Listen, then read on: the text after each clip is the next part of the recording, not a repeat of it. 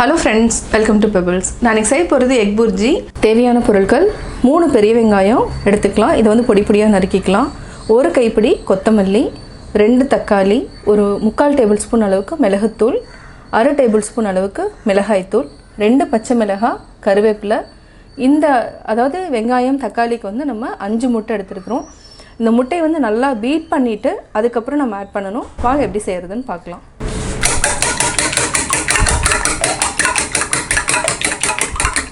இதுக்கு தேவையான அளவு நம்ம உப்பு ஆட் பண்ணிக்கலாம்.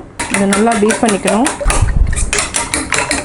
கடாய் வச்சுக்கலாம். இதுக்கு 3 டேபிள்ஸ்பூன் அளவுக்கு, அதாவது சின்ன டேபிள்ஸ்பூன் தான் எண்ணெய் விட்டுக்கலாம். எண்ணெய் நல்லா காஞ்சிருச்சு. வெங்காயத்தை போட்டுக்கலாம்.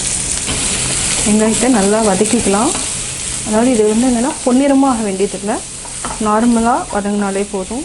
இது லைட்டாக எண்ணெய் பட்ட உடனேயே நம்ம பச்சை மிளகாய், கறிவேப்பிலை போட்டுக்கலாம்.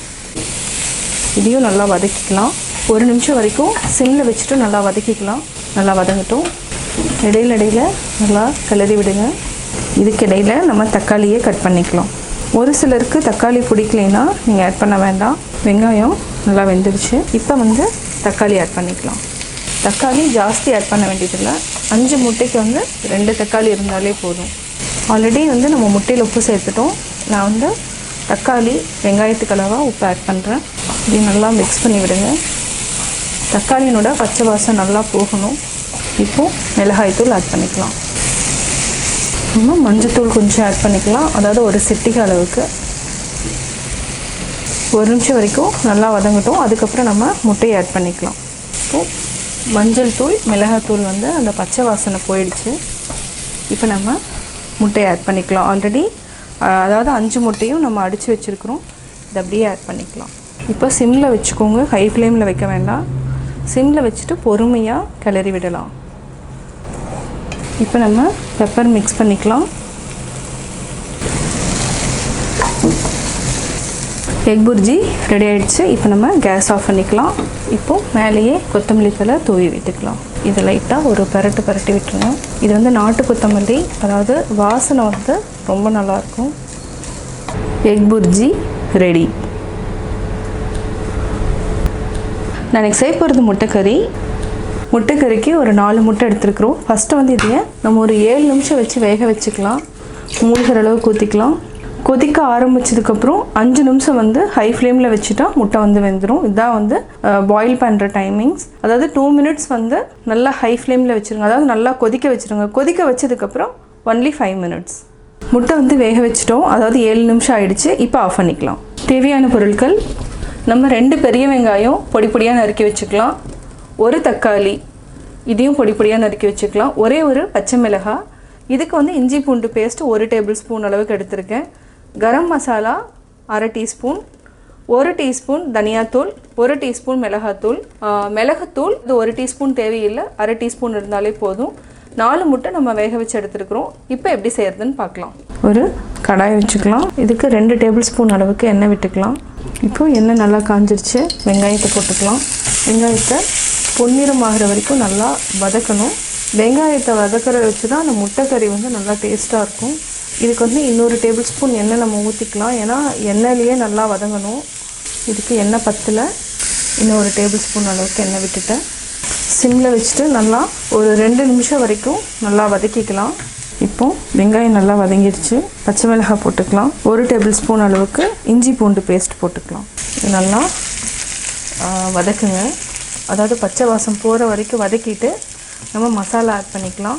இப்போது நல்லா வதங்கிடுச்சு. நம்ம கரம் மசாலாவும் பெப்பர் வந்து லாஸ்ட்டில் போட்டுக்கலாம். இப்போதைக்கு வந்து மிளகாத்தூள், தனியாத்தூள் இது 2யும் நல்லா மிக்ஸ் பண்ணிக்கலாம். இது 1 நிமிஷம் வரைக்கும் நல்லா வதக்கிட்டு தக்காளி ஆட் பண்ணிக்கலாம். தேவையான அளவு உப்பு.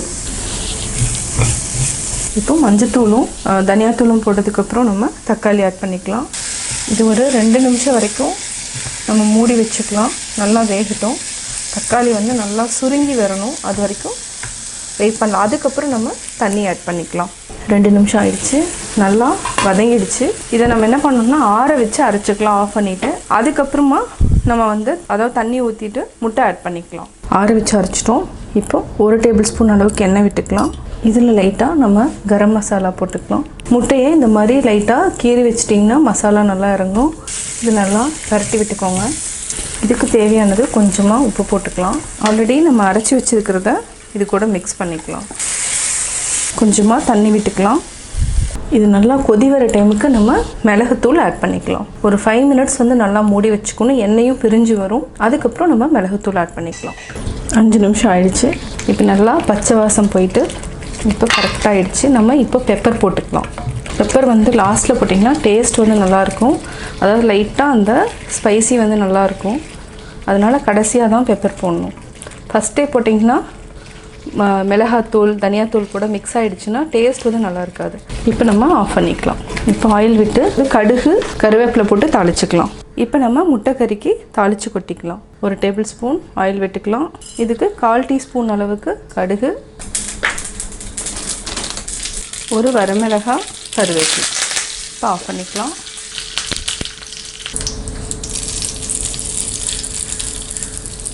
சுவையான முட்டை கறி தயார். கட்டாயம் உங்களுக்கு இந்த வீடியோ பிடிச்சிருக்கும். இந்த வீடியோ பிடிச்சதுன்னா லைக் பண்ணுங்கள், ஷேர் பண்ணுங்கள், கமெண்ட் பண்ணுங்கள். மறக்காமல் எங்கள் சேனலை சப்ஸ்கிரைப் பண்ணுங்கள்.